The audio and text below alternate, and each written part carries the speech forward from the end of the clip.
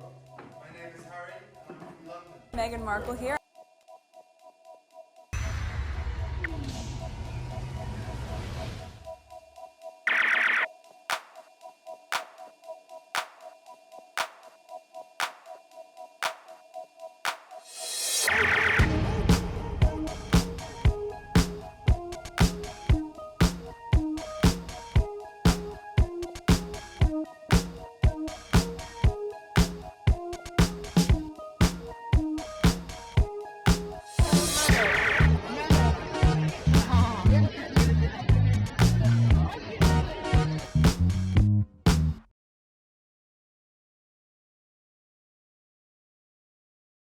Today is July 30th, 2026. It is 6:20 a.m. I'm in the middle of editing a video, so I'm almost done. The house gonna start making noise. So I was like, you know what?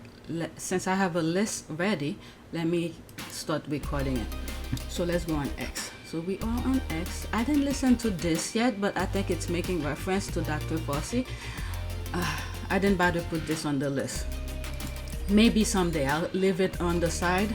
I'll listen to it, part of it, to see if it's worth sharing, because it seems like they completely forgot, like, what, 5-6 years ago, COVID.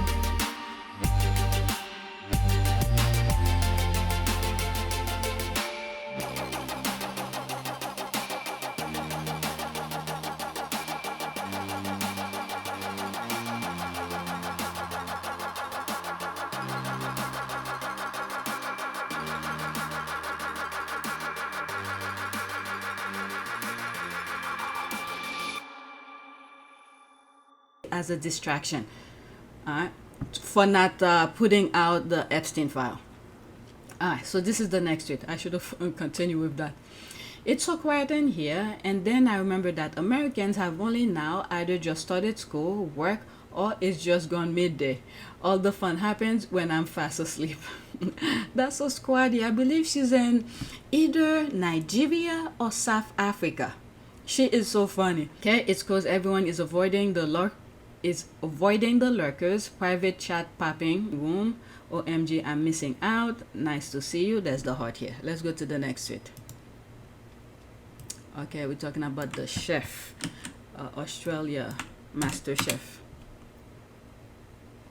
Okay, the July 27 episode pulled in 1.16 million overnight viewers per OzTAM data, nearly double the show's usual 630,000 to 700,000, marking Channel 10's strongest Sunday performance in years, and pointing here, the biggest streaming audience ever at 118,000. There's all those hashtags.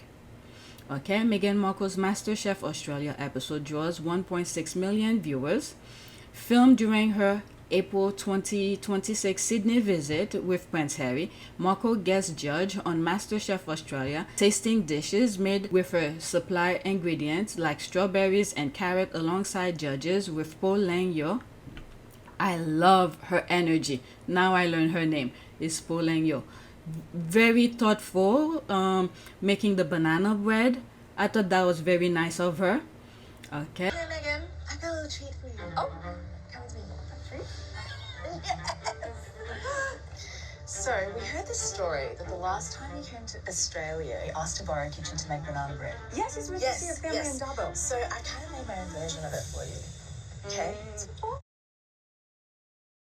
Let's continue. And Megan asked the recipe. So I would like for, I don't know, it may not be on a show or something, but Megan do a small little video, put it on Instagram of her cooking with Po Lang.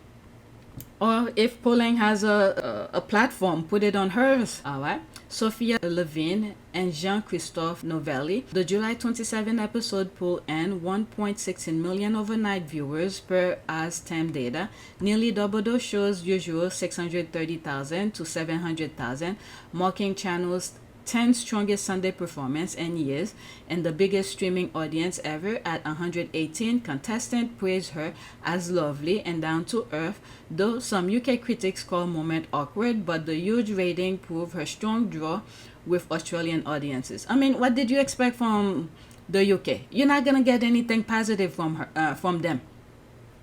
Okay, they chase her out. Every time they open their mouth is negativity. So we don't even need to turn and listen to what they have to. The UK media, their criticism don't come from an authentic viewership of analyzing and come with a, reasonable conclusion. It's just that they say hate, okay, the review is gonna be hate. If they say love it, the criticism is gonna be about loving it. Their criticism don't come from a genuine place of authenticity. It's just they just want to hate. I mean, I'm not saying for everybody to like her, and I know not everybody's gonna like her, but there is no genuine way of them writing something that will make you think and say, oh, okay, I see what they're saying. Oh, I understand why they don't like certain things. No, there's no point of, even if you listen to them, you're trying to figure out how did you come with that conclusion. There's none. It's just hate, hate, hate, hate, hate, hate. You could hate, but what's your reason? Alright? So that's that. I don't want to sound like everybody have to like her, but every time you listen to the media in the UK, it's just hate, hate, hate, hate, hate. Nothing of authentic way of analyzing and saying, giving the reason why they don't like her. That's all to say. Okay, choke on it, haters. Alright, that's the clap here. Alright, let's go to the next tweet. This is about Althorp.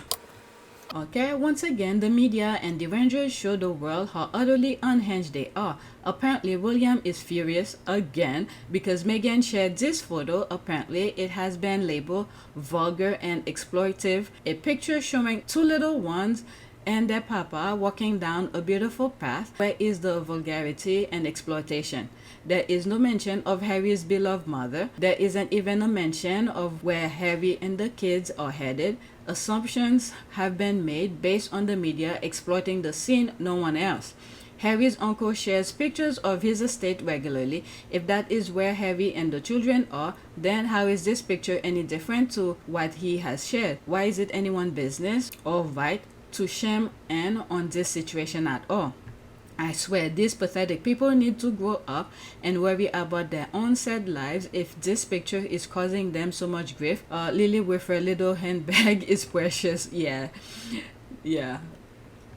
It reminds me, there's a video sometime the squad be putting. They turn it into a meme. But what if their uncle, Harry's uncle, decided to post this on his platform? Will they be still angry? But we will not know who's. I think next time that's what they should do. Take a picture of them and then post it on Charles Harry's uncle platform. I hope that there's a group who are archiving this unhinged, abusive, hateful, lying, and obsessive rhetoric behavior, and will have a documentary about it. Their imagination is sick if they say such disgusting thing. The UK risks wasting kingship on a man who can't cope while his brother moves on with his life. It's telling that the monarchy feels the need to criticize everything Harry and his family do, highlighting how meaningless it has become, especially as the dwellers must be miserable. They must be sitting behind their computer just looking at everything that Harry and Meghan post. That's precisely what the sticking point is. Lily is the dream picture they want to parade to the masses. She is glowing and poised and graceful. They want to have her in the media constantly and can't. No need to explain. Billy doesn't own Diana's memory. He says she was paranoid. That's why. The interview was a major contribution to making my parents' relationship worse, and has since hurt countless others. It brings indescribable sadness to know that the BBC's failures contributed significantly to her fear, paranoia, and isolation that I remember from those final years with her. Paranoid and regularly sided up to her similar Barker Bulls, Diana's tormentor, and likely cause to her ending. Harry is Diana's son and doesn't require permission or explanation to go where he wants solo or with others. They always pick at whatever Meghan does. You raise an important point about what Charles Spencer already shares on his X account, and I can assure you not one of them will have an answer to the questions. All right, let's get to the next tweet. There's no words. Lately, I cannot come up with a word of this people type of mentality. Next tweet. They hate her because they can't break her. We need to keep on praying. It's her wit, knowledge, and Harry's protection, physical protection, because he knows how these people operate, and our prayers. All those qualities who put prayers out there, all this combination of all are helping her. And that goes to anybody who wants their lives to be better. You have to physically yourself move, do physical things to move in the direction that you want to go. And at the same time, do not forget your prayers. God will help guide you to make the proper decision. But if you in the cloud and just sitting and waiting for God to help you and you're not moving, how are you gonna move toward the direction that you want? You're not gonna get the proper guidance. The prayers must work along with your physical movement. And this is what's happening with the Sussexes. All right, she survived her own father. That's a good point. Well, the father wasn't like that before. It seems like after she married, well, not even after, in the process of marrying Harry, and all of a sudden, the devil within the whiteness came out of him. It's very sad. Okay, she survived her own father. That's another level of pain. These idiots will never understand what makes them believe the British royal family is any different. This woman is dignity personified. Let me see. That's to comment on this. Okay, absolutely the truth. The dude sold her to her enemies. Yeah, it's sad. Let's go back. Alright, William thinks he gets a free pass because his mother was Diana. Harry feels a responsibility to his mother's memory. One married his stalker, the other married a woman his mother will have approved of. They both got their perfect match. Unbelievable. I truly thought William, who's older, would have understand. Which Harry have said in I think it was the Obama Foundation, where he thought that the older you get, the smarter you are, and you make proper decisions. But reality doesn't work that way. Without credit, I mean, I've been a pessimist many times because of the work that we end up doing. You can be surrounded by negativity sometimes. But as I said just now, the younger generation of the world has turned me into an optimist because they are the best connected, the most passionate generation that I think that we've ever had. And what we need to do is be able to create a platform so that they can be heard, because they have the solutions to some of the world's biggest problems. I was actually going to ask you that because my sense would be that you've seen a lot of things up close. So you've seen miracles and you've seen great sadness. I mean, you go to a famine. Most of us read about one. And so you can see some things that perhaps none of us could really understand the scale or the breadth of the devastation up close. And you're saying that young people are the ones that keep you motivated to do this work. Why do you think young people are often so underestimated by society? Why do you think that 6-year-old voice or that 10-year-old voice or that 15-year-old voice is not treated the same way as that 60-year-old voice? Because that's the way it's always been, you know, before social media, before internet, before the way that everybody was connected in a positive way. It was always presumed, this is my take on it, which may be very wrong, but I think the presumption was always the longer you spend on this planet, the more experience and the more knowledge that you have. Fine, I think we all agree that the longer you're around for, the more experience you have. But what kind of a world are we going to end up being part of if we don't listen to the younger generation who have all the solutions? They're better connected than ever before, and because of the connectivity, they have the opportunity and the ability to be able to fix problems in a quarter of the amount of time that anybody else of previous generations was able to do over a 10, 15, 20-year period. Alright, Bulliam thinks he gets a free pass. And if, okay, right now we are in a world where upside down, where the devil's pushing us to go a different direction. There's a tug of war that's going on right now. If we sit back and just let it be, then the evil will win. But with the help of African American who did not take, go on the street to protest, to help the Trump administration, to what I mean by help the Trump administration, because if the African American went outside and protest and all that, then martial law will have been implemented, and then use racism, African American, as the reason for whatever we are seeing they're doing. Okay, so African American did not give the Trump administration that opportunity. That's what I mean by that. Okay, so the 92%ers, the 80%ers set back. It's not like we don't care. We're paying attention, but we knew what they were gonna do. They were gonna use us as a reason for implementing their devilish laws. So because African Americans set back, and now the people who were blind are seeing for themselves what truly is happening. There was no distraction. That's pretty much it. There was no distraction. They would have used African American as the distraction to blind the rest of the population so they could implement the laws while they're hurting everybody, pretty much. So African American did not give them the distraction that they needed. So people are seeing there's the pushback, people are fighting, and some white Americans are starting to understand. They're coming out and talk and seeing things for what it is because they never experienced it. Now it's affecting them. Okay, so what was the point for this? I'm always losing my point because I have to explain stuff. The tug of war that's going on. So if they win, okay, if the devil win, then obviously the other side lose. People will be living in pain forever. So there's the tug of war that's going on. People are fighting back. So we shall see. And I think we will win. As always, the good guys will always win. God will, if you don't do things physically,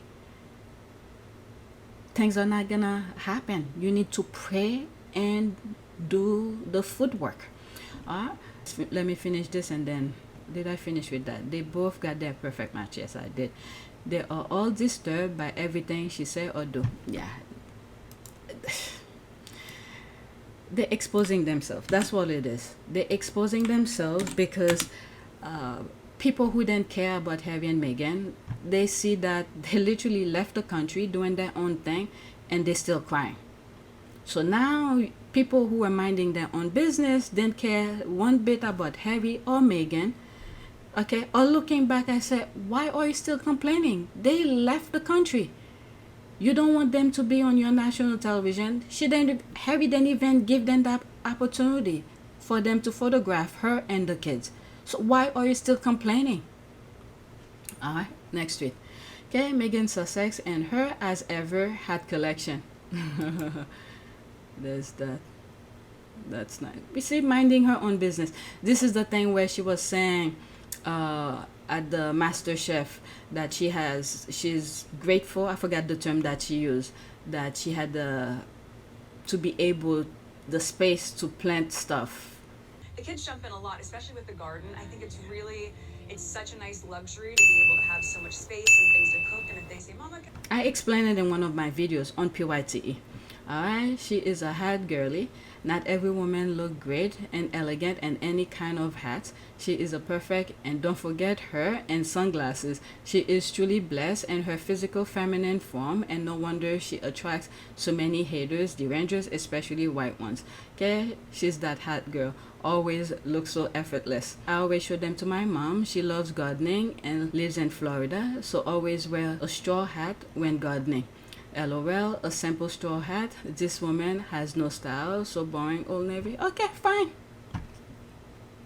Let me pause and respond to that. So there's me here. I was like, okay, that's fine. But here you are, knowing you don't like her, but still clicking and watching everything Meghan Sussex and her followers. Something is deeply wrong with you. You should not be following her friends. Alright, so let's block. Whew. Definitely, this is not normal. We are not living in a normal space for people like that. You know you don't like something. It's almost like, you know, fire will burn, but you're still touching the fire. Something like that. Are there any comments there? Yeah. Alright, so this is JTB. She retweeted Joe Diva. Okay, she didn't support charities because she was expected to. She supported charities because she wanted to. Oh, I actually, my last recording, I was just editing something like this, and I think I put the interview, the engagement interview, and some part where all four were on stage when I was editing it. Yeah, so back in 2014. There it is here. I respond to that. It's on PYTE. Right, not JTB's version, the retweet itself. Alright, let's see what other people are saying under JTB's comment. And how about at one of Meghan's fit dinner, one of her guests just happened to be Stanley Tucci himself. There they are here. That's Meghan's bestie here. I like the friendship that they have. I think now that Meghan is married, when I don't know his status, not much about him. When Meghan is traveling and Harry cannot go, I think he goes with her for some sort of support and things like that. Meghan loves to entertain. There's Meghan here. There's her thing here. That's nice. Okay. No, she didn't. What? Ah, please. It's documented. Okay, it's documented. Oh, that's the word. Again, there's no word. Next tweet. I have 3 more, but the rest will be on another video. Okay. Can you guys remember when Bulliam advised Prince Harry to wait before marrying Duchess of Sussex, as that will give her time to acclimatize to her future role? What Bulliam really meant was that time will be used to take away her self-esteem and mold her into a Stepford wife, as he achieved with Kate. Even if Duchess of Sussex had waited 10 years to marry Prince Harry, no one in that family could have changed her or molded her into anything. She was and is too strong-minded and independent, and Prince Harry will never have wanted a Stepford wife anyway, because he's not a misogynist like Bully Boy. Harry couldn't be happy with a mediocre woman. He's too spirited. Meghan suited him perfectly. You're spot on. Oh, I spoke about these things before they were marrying, the kind of things, seeing her friend, they don't spill the bean and he could be himself and all of that. I talk about this many times in old videos. I'm sorry for the new subscribers. Alright, you spot on. Yes, we remember. He waited 8 to 10 years to marry his groupie, and now the story behind the palace walls is they are in a DV marriage, domestic violence, okay? Domestic violent marriage, and she wears the scars and hospital visit to prove. Approximately waiting 10 years didn't help and did made him love her either. Bulliam responds, I agree with you 100%. He wanted Harry to be miserable. Seems that William is the one who is. Can agree.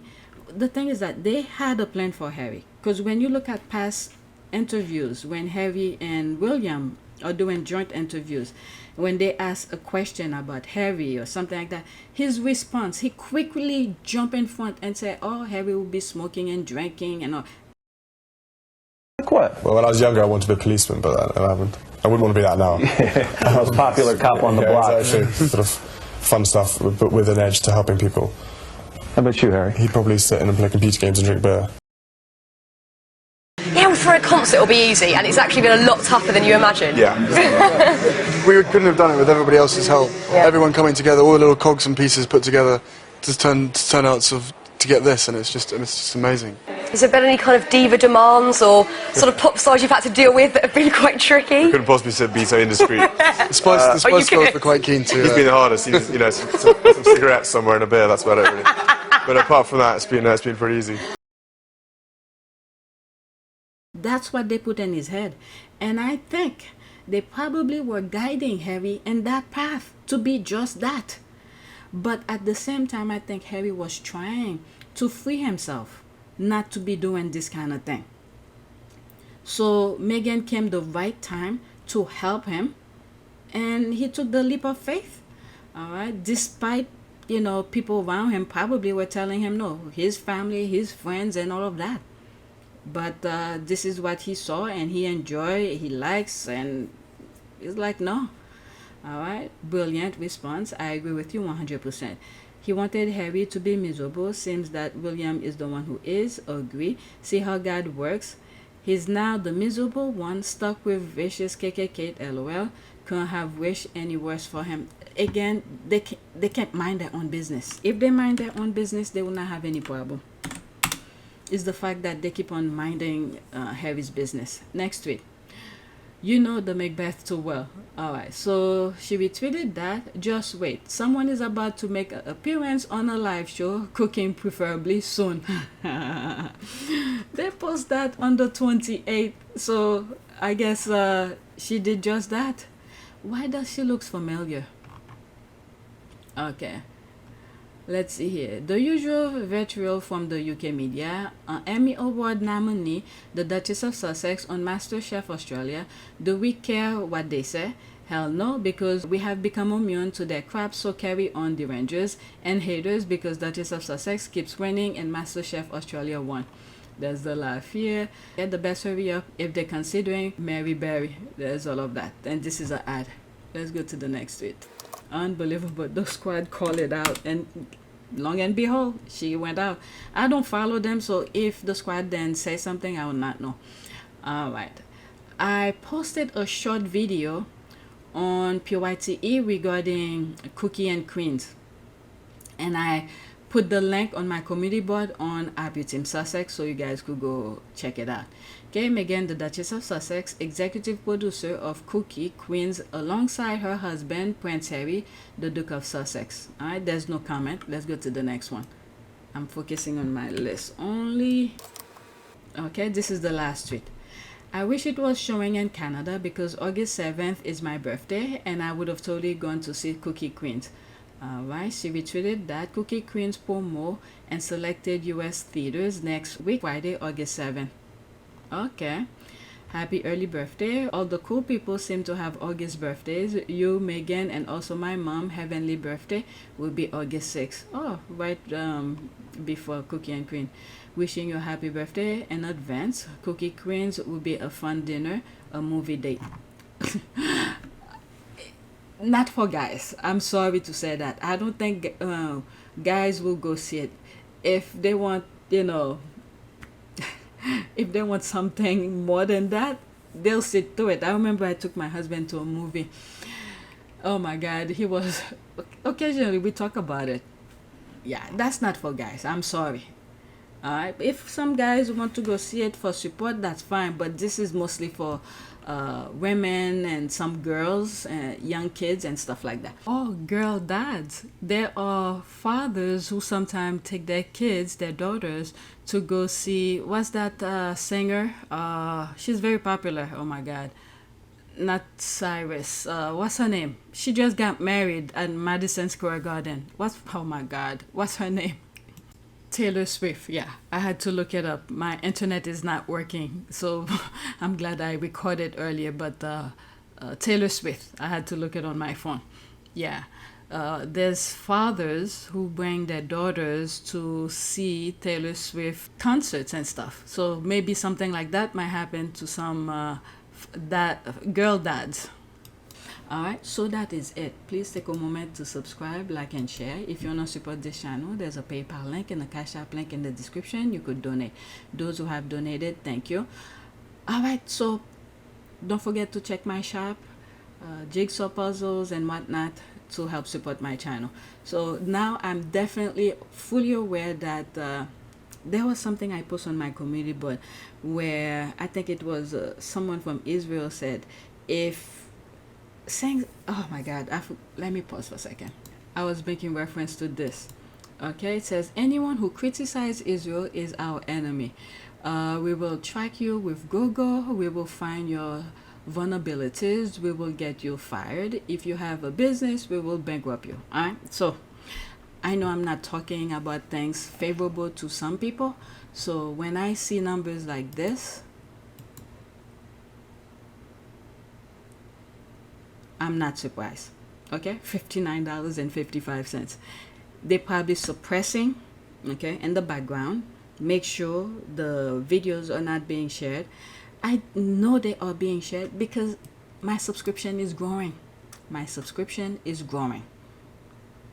People are watching, but I don't know what they could manipulate in the background. This is why I show the background. At some point, I think there will be some discussion about what YouTube have been doing. Okay, the tug of war that I was talking about in the video, this video, if we succeed, I think at some point they will raise the question to Google. How do they do that? How do they monitor? How do the, I don't know, the SEO works and things like that? Because I have a video almost every day. So this is why I show the background, because occasionally I remember at the beginning I used to talk about it and I never really showed the background, and then something tells me, why don't you start your videos and end it showing the background? So you could turn on any days, because once you record it, it's timestamp is there. I cannot manipulate the numbers anymore. Not anymore. I can't. I have no control of these. So it timestamp. Anybody who's doing some research or whatever, maybe the analytics I could also show, but it's take too much time. I don't have time to be showing all of that. Okay, so that's that. All right, look at this, 55 subscribers within the 28 days. So it is growing. So I don't know what YouTube is doing in the background to prevent me from making money. So that's it. Thanks for watching.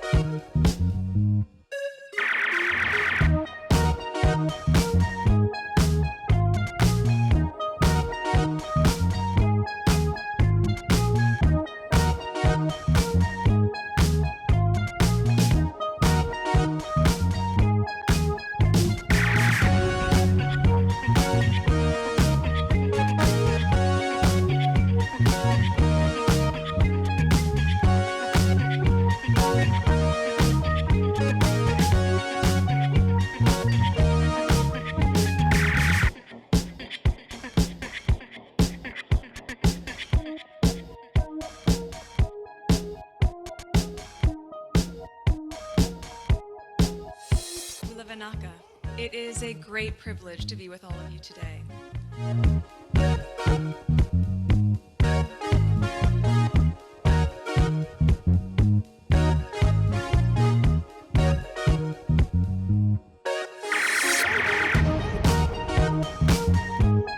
You know, we ask for forgiveness and please come back.